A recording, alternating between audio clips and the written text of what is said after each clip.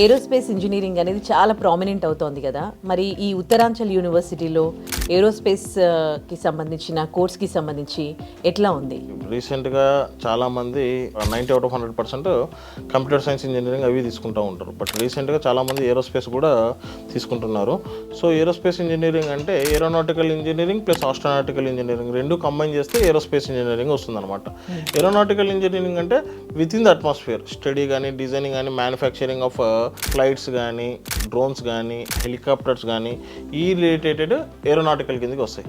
ఏస్ట్రోనాటికల్ అంటే స్పేస్ గురించి వస్తాయి. అంటే రాకెట్స్ కానీ, మిసైల్స్ కానీ, శాటిలైట్స్ కానీ, ఆర్బిట్స్ కానీ స్పేస్ రిలేటెడ్ది ఆస్ట్రోనాటికల్ వస్తాయి. దీంట్లో ఏంటంటే large involve with mathematics, fluid dynamics, thermodynamics ఈ రిలేటెడ్ సబ్జెక్ట్స్ పైన వర్కౌట్ ఉంటుంది మేడం. ఓకే, ప్లేస్మెంట్స్ కూడా మంచి ఆపర్చునిటీస్ ఇండియాలో అండ్ అబ్రాడ్లో కూడా ఉన్నాయి మేడం. మీకు కంపెనీస్ వచ్చేసి బోయింగ్, స్పేస్ ఎక్స్, నాసా, ఇండియాలో అయితే ISRO, Indian space research organisation, DRDO defence research development organisation. Okay, తర్వాత మ్యానుఫ్యాక్చరింగ్ యూనిట్స్ వచ్చేసి చెన్నై, బెంగళూరు, ఏపీలో కూడా ఉంది. ఎవరైతే ఏరోస్పేస్ ఇంజనీరింగ్ తీసుకుంటారో మీకు ఇండియాలో అండ్ అబ్రాడ్లో కూడా యూకే, ఫ్రాన్స్ ఇట్లాంటి కంట్రీస్లో కూడా మంచి ఆపర్చునిటీస్ ఉన్నాయి.